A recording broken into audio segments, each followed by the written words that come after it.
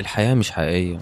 كل حاجة مجرد تمثيل ونفاق، فيبقى السؤال: أنا مين؟ هل العالم ده كله مجرد سيناريو مقرف؟ كل الناس اللي حواليا دول مجرد ممثلين؟ هل أنا أصلا حر في حياتي أو في قراراتي حتى؟ والناس اللي بحبها هل هم فعلا بيحبوني؟ فيلم ترومان شو تم العودة لعمل الفيديوهات، وهنتكلم النهاردة عن الفيلم الأعظم الأحلى الأحزن الأضحك الأجمل، فيلم المفضل من وأنا صغير لحد دلوقتي، هو فيلم ترومان شو. أنا فعلا بحب الفيلم دوت، شفته كتير جدا جدا. بما إن أنا بحب الفيلم دوت وشايفه فيلم عظيم، فأكيد من غير نقاش هو لازم يكون فيلم حلو، وأنت لازم أنت كمان تحبه. الفيلم من بطولة عمك جيم كاري، ومتحمس جدا جدا إن أنا أتكلم عن الفيلم العظيم ده. بنبدأ مع هذا الشخص ترومان اللي بنشوفه واقف قدام المراية، بعد كده بيخرج من شقته بسعادة كبيرة جدا، بيسلم على جيرانه وبيقول إن كيس أندونسية Good afternoon, good evening and good night. وبعدين بيخاف من الكلب بتاع جاره وبيضحك وبيهزر وبيجي يركب عربيته، فجأة بيقع من السما مصباح كبير. ترومان بيتخض وبيروح يشوف ايه ده، بيستغرب هو وقع منين. لما بيركب عربيته بيسمع على طول تفسير للي حصل دوت، ان في طيارة وقع منها المصباح ده. وبعد كده بنشوف المدينة الجميلة السعيدة اللطيفة النظيفة بتاعتنا. بص كل حاجة فيها بيرفكت، لا بيرفكت اوفر يعني، وده اللي بيخلينا نشك ان في حاجة غلط. ترومان بيضحك، ترومان مبسوط، الحياة جميلة، حبوا بعض يا اولاد. اتنين توأم بيجوا يوقفوه وبيزقوه عند يافطة مكتوب عليها فراخ كايزر وبيمشوا. حتى مع ذلك بيضحك ومبسوط، بيفتح الباب للناس، شخصية تخليك تحبها مع ان هي عادية وبسيطة. بيوصل للشغل بتاعه وهو شغال في مجال التأمين، بيجي يتكلم كده في التليفون وهو مستخبي وبيسأل عن مدينة اسمها فيجي. صاحبه بيجي يقاطعه فجأة وبيوريه في الجورنال ان مكتوب ان مدينتهم ديت هي احسن مدينة في العالم. بيكمل بقى هو كلام في التليفون وبيسأل عن واحدة اسمها لوران جارلين او سيليفيا جارلين.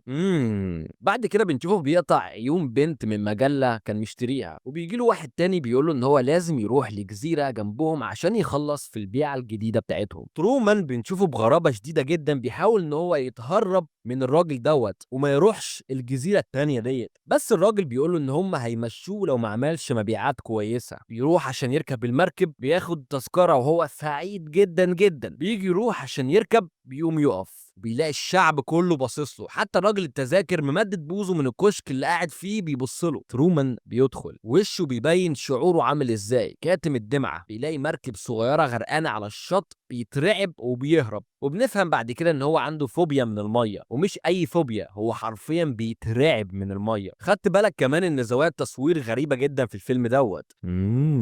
مراته بتجيله وهو في وضع غير مناسب، بتقول له بص لقيت ايه يا حبيبي، انها شيفس باول بتقطع وبتقشر ومبشره في نفس الوقت، كل ده في جهاز واحد بس، مش محتاج تسنها وممكن تغسلها في غسالة الاطباق بسهوله جدا. ترومان مش فاهم، فبيقول لها نايس وبيكمل. بيروح يقعد مع صديقه الصدوق اللي بيشرب بيره، وبيقول له واو، نوع البيره اللي انا بشربها من الشركه ديت جامد جدا فخم. فكله حرفيا بيتصرف بطريقه غريبه وعجيبه. المهم ان ترومان بيفضفض معاه وبيقول له ان هو عايز يخرج من المدينه ديت، وان هو بيفكر ان هو فعلا يمشي من الجزيره ومن الشغل، وان هو ينتقل لمكان تاني خالص، عايز يروح لمكان اسمه فيجي، ابعد مكان عنه. صاحبه بقى بغرابه بيقعد يقول له ده انت يخرب بيت جمال حياتك، عندك افضل شغلانه وعايش في افضل مدينه في العالم كله، عايز ايه تاني؟ ليه عايز تمشي؟ فبيحاول ان هو يخليه يتمسك بالمكان بشكل غريب. وبنشوف بعد كده مشهد للقمر شكله غريب برضو جدا، عملاق بطريقه عجيبه. بنكمل وبنشوفه بعد كده قاعد عند البحر بيتفرج عليه، ولكن شكله حزين، وبيفتكر ان هو كان راكب قبل كده مركب مع ابوه وهو صغير، وهو اتحايل عليه ان هم يدخلوا اعمق جوه الميه، وده اللي خلاهم يدخلوا في عاصفه وابوه يقع ويغرق ويموت. وده اللي مخليه بقى عنده فوبيا من الميه، وبيلوم نفسه على موت ابوه، ومستحيل تاني ان هو يخرج من الجزيره ديت بسبب الفوبيا اللي عنده من الميه. فجاه بقى بنلاقي ان هي بتمطر، المطره بتمطر عليه هو بس، ولما بيخرج منها بتلاقيها جايه وراه برضه، فبيقعد ان هو يجري منها وهي بتجري وراه، ولكن بتتعدل في الاخر. فكل مدى واحنا بنشوف حاجات غريبه وعجيبه بتحصل في المدينه اللي هي ملقبه باحسن مدينه في العالم. بيجري يرجع لمراته وبيقول لها ان هم خلاص لازم يسافروا ويلفوا العالم كله، لان هو نفسه من زمان يعمل كده، ولكن هي بتتريق عليه وبتقول له بطل شغل المراهقه اللي انت فيه ده، احنا عندنا اقساط وعايزين بقى عيل كده صغير يشيل اسمك يا حبيبي. فهو بيحبط جدا من كلامها. بنكمل بقى مع المدينه الجميله السعيده اللي بنشوف ترومان بيعمل روتينه اليومي وبيشتري جورنان ورايح الشغل، بس فجاه بيلاقي راجل غريب شبه الشحاتين. فترومان بيقف ويبص له ويقول له بابا المدينه فجاه بتتقلب، ناس بتيجي بتجري بسرعه بياخدوه يشيلوه بسرعه ويمشوا بيه، وناس بتجري بتحاول ان هي تعطل ترومان ان هو يجي وراهم، بيركبوه اتوبيس وهو بيحاول ان هو يدخل الاتوبيس دوت او حتى يوقفه، ولكن مفيش اي فايده وبيهربوا، وكل حاجه فجاه بترجع طبيعيه تاني بشكل غريب جدا. بيروح بقى ان هو يحكي لملجأه الوحيد امه، لكن هي بتقول له عادي يا حبيبي انا بشوفه بتخيل ابوك في وشوش الناس دايما. فبيحاول ان هو فعلا يكلمها ويقنعها ان هو شاف ابوه وفي ناس غريبه جم شالوه ومشوا، ولكن هي بتتريق عليه وبتدوس بقى على وتر حساس عنده ان هي مش بتلومه على موت ابوه، وان هو اللي خلاه يخش جوه الميه وبسبب كده مات.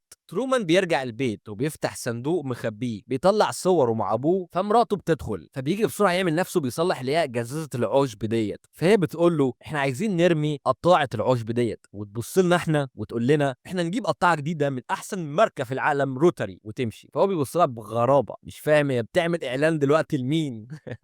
بيرجع للصندوق تاني بيطلع منه هدوم، اللي بيودينا بقى لفلاش باك. بنفتكر لما كان صغير هو في المدرسه الثانويه، وباين قوي قوي قوي يعني ان دول مش شكل مراهقين في الثانويه. بص صاحبه عامل ازاي، في علامات شيخوخه على وشه. ترومان بيشوف بنته بيقع في الحب، بيتبادلوا النظرات، بس للاسف بيقطعوا البنت الرخمه ديت اللي هي مراته دلوقتي، وللاسف تاني بتتعرف عليه وبيرجع يبص للبنت بيلاقيها اختفت. بنروح لوقت تاني بقى بيكون في حفله رقص، هو ومراته وصاحبه اللي شعره حرفيا ابيض معرفش ازاي ده في ثانويه، وبيبص يلاقي البنت اللي شافها قبل كده. لما بيقعد بقى يبص لها بيجي برضك فجاه ناس ببدل تاخدها من المكان ده. بيعدي الوقت وترومان بيشوف البنت دي تاني بس المره دي في المكتبه، وبيبدا ان هو يقدم نفسه ليها، وبنكتشف ان هي اسمها لورين جارلاند اللي رجعنا لنفس البنت اللي كان بيسأل عليها قبل كده. فهو بيقول لها اسمه، بيبدا ان هو يتعرف عليها، ولكن هي بغرابه وتوتر شديد جدا بتقول له يا ترومان انا عارفاك بس ما اقدرش ان انا اتكلم معاك. فبيقول لها اكيد عشان انت مرتبطه. فبتقول له لا مش عشان كده. فبيقول لها عشان البنت اللي انت شفتيها معايا، بس دي بنت رخمه ولازقه فيا كده سيبك منها. فهي بتقول له احنا لازم نخرج دلوقتي لا اما مش هتشوفني تاني. فبيهرب هو وهي بسرعه ويروحوا للشاطئ. فجاه بقى هي بتتوتر وبتقول له الوقت ضيق وان هم هيوصلوا دلوقتي. فبيقول لها هم مين اللي هيوصلوا؟ فبتقول له ان هم مش عايزينها ان هي تتكلم معاه. بيوصل فعلا فجاه عربيه، فهي بتقول له يا ترومان كل الناس عارفه كل حاجه انت بتعملها وكلهم بيمثلوا عليك، كل حاجه في المدينه مش حقيقيه، وان اسمها حتى مش لورين، اسمها الحقيقي هو سيلفا. وده برضو اللي بيرجعنا لما سأل عن واحده اسمها سيلفا الاسم التاني. فبيطلع بقى فجاه راجل من العربيه، فترومان بيقول له انت مين؟ فبيقول له انا ابوها. والبنت بتحاول تقول له انا عمري ما شفت الراجل ده قبل كده. بتقول له اسمع كل حاجه مش حقيقيه، البحر القمر الشط كل الناس مزيفه، ده مجرد برنامج. المهم ان ابوها بيقول له ان هي عندها انفصام في الشخصيه ومش عارفين والله نعمل معاها ايه. البنت بقى بتقول له تعالى دور عليا يا ترومان، وابوها بيقول له احنا رايحين مكان اسمه فيجي. فده بقى بيخليك تتعدل وتفهم كل حاجه حصلت، وليه بيحاول يروح مدينه فيجي، وليه بيدور على بنت اسمها لورين او سيلفا. البنت بقى بتسيب وراها الهدوم اللي هو احتفظ بيها ولسه مخبيها لحد دلوقتي. بنشوفه بيفتح صوره مراته، بنلاقيه ان هو مجمع صور من مجلات لتقريبا شكل البنت اللي هو حبها قبل كده. الغرابه بقى بتكمل معاه لما بيجي يركب العربيه تاني يوم، واشاره الراديو فجاه بتقف وبيسمع ناس فجاه بتقول حول حول استعدوا للتمثيل، وبيوصفوا حركاته يقولوا ان هو ماشي دلوقتي داخل الشارع الحق الحق كان هيخبط في واحده، وهو بيسمعهم كل ده وهو بيتكلموا. وفجاه بيحصل نشاز صوت كده ففي الناس كلها بتقف، وترومان بيتعجب ويستغرب ايه اللي بيحصل معاه ده. بيلاقي كمان ان الجورنال مكتوب عليه ان هما بيمسكوا اي شحات زي ما حصل معاه برضو، اي حاجه هو بيعملها بنلاقي على طول في تفسيرات بتحصل لها. فبيجي يدخل الشغل، فبيقرر بقى ان هو هيخرج تاني، وبيقعد في نص الشارع بيتامل الناس. هو حاسس ان في حاجات كتير مش مظبوطه. بيبدا بقى ان هو يوقف العربيات على اساس ان هم فيك ومش حقيقيين وطريقه هيقف له فعلا. بيجي بسرعه يدخل مكان الناس اللي فيه بتتخض اول ما هو يخش، لان ما كانش المفروض يدخل هنا. بيجي يدخل الاسانسير بيلاقي بيحاولوا ان هم يوقفوه، بيبص بيلاقي ان ورا الاسانسير ديكورات مكان مش حقيقي. فبيمسكوه بسرعه ويطردوه من المكان. فبيقوم ضارب الراجل دوت ويمشي معرفش ليه. بيجري بقى بسرعه يروح للمكان اللي صاحبه شغال فيه، وبيقول له انا عايز اتكلم معاك. بيبدا بقى يقول له ان في حاجات غريبه جدا بتحصل له، وان الناس مش حقيقيه. الاسانسير نفسه كان وراه ديكور كانه منظر، وبيقول له انا حاسس ان ابويا عايش لسه. فصاحبه بيتريق عليه بيقول له بقى انت لازم تيجي معايا وتخرج معايا دلوقتي من هنا. بيقنعه ان هو فعلا يخرج معاه. بص شكل القمر والشمس عاملين ازاي، اكيد ده مش حقيقي. هنا بقى بيحصل نقاش مهم جدا. ترومان بيقول له ان هل حسيت قبل كده ان حياتك كلها كانت معموله لغرض معين؟ فصاحبه بيقول له لا. فهو بيعيد المحاوله معاه تاني وبيساله هل انت قبل كده خرجت ورا الجزيره ديت؟ فصاحبه بيقول له ايوه انا خرجت كتير جدا ورحت كل حته، بس ما لقيتش مكان احسن من المكان اللي احنا فيه ده. فترومان بيحس ان هو بيكلم روبوت متبرمج يرد باجابات تلقائيه عليه، اجابات حافظها. ترومان بيختم كلامه وبيقول له ان هو لازم يمشي من المكان ده. بعد كده بنشوف ان هم مراته وامه مقعدينه في النص وبيوروه ذكرياته وهو صغير، وان ازاي ان المدينه ديت جميله جدا وفيها اهله واصحابه والحاجات اللي هو بيحبها. في نفس الوقت امه بتقول له انا عايزاك يا ابني تجيب لي عيل كده صغير اشيله قبل ما اموت. ومراته بتاخد امه وتروح توصلها. ترومان بيسمع برنامج شغال في التلفزيون، بيلاقي ان الراجل بيقول انت لازم تقعد في المدينه بتاعتك وما ينفعش انك تخرج منها لان هي احسن مدينه في العالم. كل بقى اللي بيحصل دوت تحس ان هم بيحاولوا يخلوه ان هو يقعد في المدينه وما يخرجش منها ابدا. بيقعد بقى يقلب في الصور تاني، واللي بيلاقي ان مراته في صوره جوازهم معقده صوابعها في صوره الفرح بتاعتهم. والحركه دي عند الاجانب بيعملوها لما يكونوا عايزين يكذبوا او بيعملوا حاجه هم مش صادقين فيها، وده اللي بيجنن ترومان ويصدمه. تاني يوم بيقرب منها كده بضحكه ويقول لها انا عايز اتكلم معاكي. فبتقول له انا مستعجله في عمليه جراحيه خطيره جدا، حادثه حصلت وما اعرفش ايه والكلام ده. وترومان بيشك في مراته بوشها المستفز ده. فترومان بعد ما هي تمشي بيروح يجري وراها بالعجله وبيروح المستشفى اللي هي المفروض شغاله فيها. طبعا اكيد حد بيجي يوقفه فجاه وبيقول له انت رايح فين؟ فبيقول لها انا جاي ازور مراتي. فبتقول له مش هينفع والله، هي بتستعد العمليه وفي شغل جامد قوي فمش هينفع للاسف. فبيقول لها انك وصلي لها الرساله ديت ان انا سافرت لمدينه فيجي. وبيعمل نفسه هيمشي وبعدين فجاه بيجري وراها. بص بقى الناس اللي على كرسي متحرك بيحاولوا ان هم يعطلوه وهو وراها برضه محاولات للتعطيل، فهو بيمسك اللي بتاعه ويرميها. ترومان بيوصل وبيشوفهم ان هم بيمثلوا كده بطريقه غريبه، فبيمشي وبيروح لمكتب طيران. اول حاجه بيشوفها في مكتب الطيران ديت يافطه كبيره قوي مكتوب عليها احترس من الطيران، في ارهابيين، في حيوانات، في امراض كتيره جدا. بعد كده اليافطه دي مكتوب عليها حرفيا ممكن ده يحصل لك، كل ده عشان يخوفوه من الطيران. بيقول بقى للموظفه ان هو عايز تذكره لجزيره فيجي وهيمشي دلوقتي حالا. فبتقعد بقى تكتك كده على الجهاز وتقول له ما عنديش للاسف مكان لمده شهر كامل، كله محجوز. فترومان بيبقى هيعيط خلاص وبيمشي. بيقرر ان هو يروح اي مدينه تانية بالاتوبيس، وطبعا للاسف فجاه حاجه غير متوقعه بالمره، الاتوبيس طلع عطلان. واول ما بيقولوا كده كله بيمشي بسرعه وترومان بيقعد محبط. بنشوفه بعد كده قاعد في العربيه مستني مراته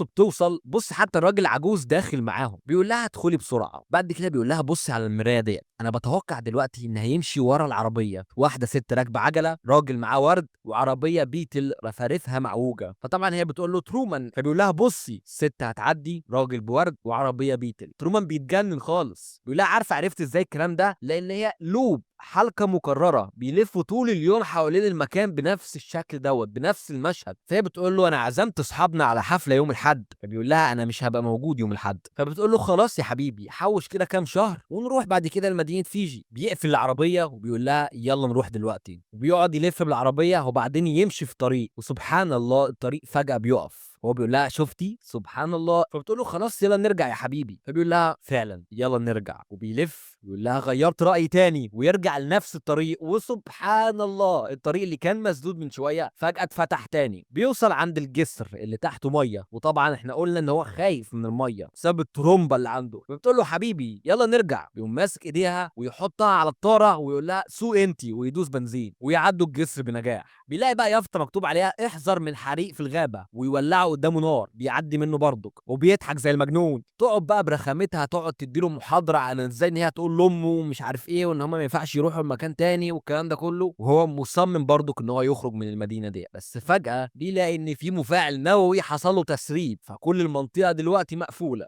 والشرطي بيقول له اللي حصل. فترومان بيقول له شكرا يا حضرة الضابط. فبيرد العفو يا ترومان. فطبعا بيتصدم، هو عرف اسمي منين؟ فبيطلع يجري عايز يهرب، ولكن بيجروا وراه برضك في الغابة لحد ما بيمسكوه غصب عنه ويرجعوه تاني. مراته بقى بتقف قدامه وتقول له لازم نجيب لك حد يساعدك يا ترومان. فبيقول لها وليه عايز اصلا تجيبي مني طفل صغير وانت اساسا مش بتطيقيني؟ فبتقوم ماسكه علبه كاكاو وتقول له ليه ما تخلينيش اعمل لك كوبايه من مشروب الموكوكو، انه من حبوب الكاكاو الطبيعيه اللي اللي موجوده في منحدرات جبل نيكارجو وما فيهوش حتى محليات صناعيه. فبيتجنن، انت بتقولي ايه وبتكلمي مين اصلا؟ فهي بتكمل بقى وتقول له انا جربت كل انواع الكاكاو وده كان افضل نوع شربته. فترومان بيقوم واللي هتجننه بيقول لها ايه علاقه ده باي حاجه بتحصل؟ معلش المشهد ده انا شفته اكتر من 20 مره وكل مره كان بيضحكني. فبيقول لها انت اكيد جزء من التمثيليه ديت صح؟ فهي بترفع عليه سكينه وبتقول له انا خايفه منك يا ترومان. فبيقول لها هتعملي ايه؟ هتقشريني ولا هتقطعيني؟ ما هي المقشره ديت فيها خيارات كتير. وبيمسكها فبتقوم باصه فوق ومصرخه وتقول اعملوا حاجه. فبيتصدم هنا ويقول لها انت بتكلمي مين؟ وبيجري وراها. واللي فجاه طبعا بيدخل صديقه الصدوق كانه جاي صدفه. فترومان بيقعد مع صاحبه ويقول له انا حاسس ان انا هتجنن. فصاحبه بيقول له احنا اصحاب يا ترومان من واحنا صغيرين، فكل اللي انا اعرفه ان انا وانت واحد وعارفين الصح والغلط مع بعض، ولو انت شاكك في كل الناس فاكيد انا كمان هتشك فيا كده؟ مستحيل، لانك انت زي اخويا يا ترومان وانا ممكن اعمل اي حاجه عشانك. فبيتاثر بصاحبه الوحيد اللي هو اخوه وان هو بيقول له كلام شاعري جميل دلوقتي. ولكن دي بالنسبه لي من اسوأ اللقطات في الفيلم كله، لان الخيانه والنفاق صعب، لان بنشوف بعد كده ان صاحبه دوت ما بيقولش الكلام ده من دماغه وان في شخص تاني هو اللي بيمليه انه يقول كده. فحتى صاحبه الوحيد اللي بيعتبره اخوه من وهم صغيرين اطفال كلامه نفسه مش حقيقي وان هو بيمثل عليه دلوقتي. وحتى هو بيقول له دلوقتي ان اخر حاجه ممكن اعملها ان انا اكدب عليك يا ترومان، كان الصانع والمخرج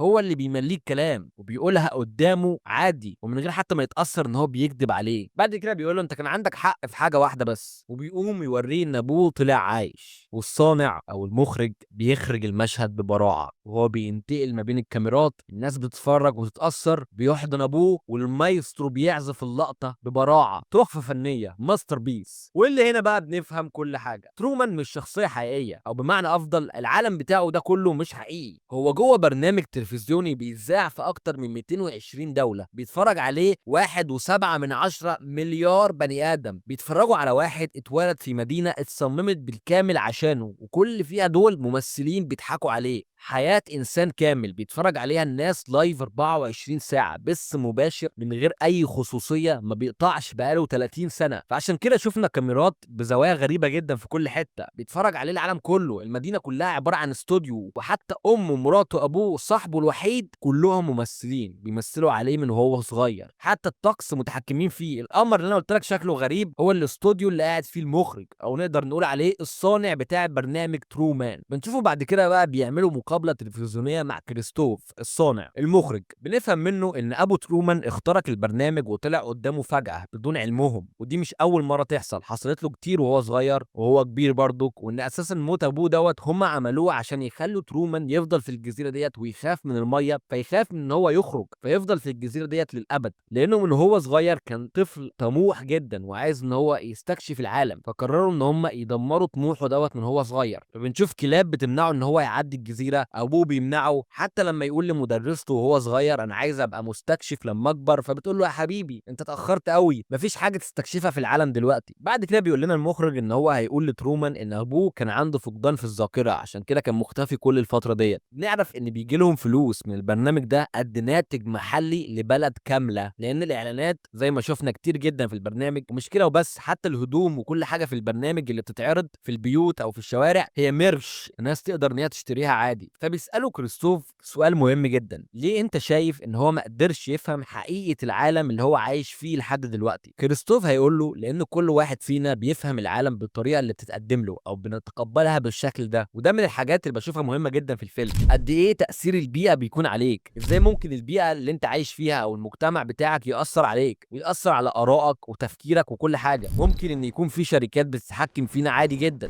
حتى مش لازم شركات، ممكن مجتمعك نفسه هو اللي مأثر عليك، هم اللي في ايديهم ان هم يتحكموا في التلفزيون او في السوشيال ميديا في الحاجات اللي انت بتشوفها او بتسمعها. الرأي العام نفسه انت بتمشي وراه وخلاص. فممكن حتى لو انت عندك جناحات وعايز تطير، ممكن مجتمعك نفسه هو اللي يقصها لك وانت مش واخد بالك. هفكر في النقطة دي كويس. فجأة بقى بيخش مكالمة هاتفية معاهم صاحبتنا القديمة، وبتقول لكريستوف انت كذاب ومخادع، واللي بتعمله في ترومان دوت هو حاجة مقززة جدا. فبيقول لها ان هو قدم لترومان مدينة فاضلة يعيش فيها وان هي مش من حقها تعترض. فبتقول له انت تبص سجنه ازاي جوه المدينه. هيقول لها ان هو لو عنده الطموح الكافي ان هو يخرج مش هقدر ان انا امنعه، وان اللي مضايقها دلوقتي ان ترومان مبسوط في السجن بتاعه. فبتقول له ان انت هتشوف في الاخر انك غلط وتقفل. كل الحوار التلفزيوني ده بيحصل وترومان بنشوفه قاعد بيتعشى في جنب الشاشه. المرعب بقى بالنسبه لي في الموضوع ان تخيل ان امك، ابوك، مراتك، حتى اعز اصدقائك اللي عارفك من الطفوله، جيرانك، زمايلك في الشغل، كل دول ممثلين، محدش فيهم بيحبك فعلا ومحدش فيهم مهتم حتى بامرك، وكل مشاعرهم وكلامهم كل حاجه فيك مش حقيقيه. وفي نفس الوقت كل حاجه حصلت لك لما كنت في المدرسه، في الحياه، في الشارع، حتى مثلا في اوضتك يا عم، كلها سكريبت والناس كلها بتتفرج عليك. انت ما عندكش حريه، انت مسجون من قبل حتى ما تتولد. الحياه الحياة مش مش حقيقية، حقيقيه، كل كل حاجة حاجه مجرد تمثيل تمثيل. ونفاق. انا أنا مين؟ مين؟ تاني يوم بنشوفه رجع تاني لطبيعته، نشيط سعيد، وحتى نفس الروتين بتاعه، نفس ترومان القديم، حتى نفس التوأم، الشغل وكل حاجه كأن مفيش حاجه حصلت. وترومان رجع يبقى سعيد تاني. بيعرفوه بقى على واحده جديده عشان يخلوه يحبها ويسيب مراته البومه القديمه، ولكن تحت الضحكه اللي احنا بنشوفها ديت مفيش حاجه اتغيرت، هو بس بيمثل عليهم زي ما هما بيمثلوا عليه. ترومان ما يعرفش ان هو جوه برنامج، بس عارف ان في حاجات كتير قوي غلط بتحصل. فجاه بقى بعد فتره الصانع بيدخل فجاه وبيستغرب ليه ترومان نايم في القبو بتاع البيت كل ده، فبيخليهم ان هم يقربوا على صدره وبيسمعوا ان هو بيشخر وهو نايم عادي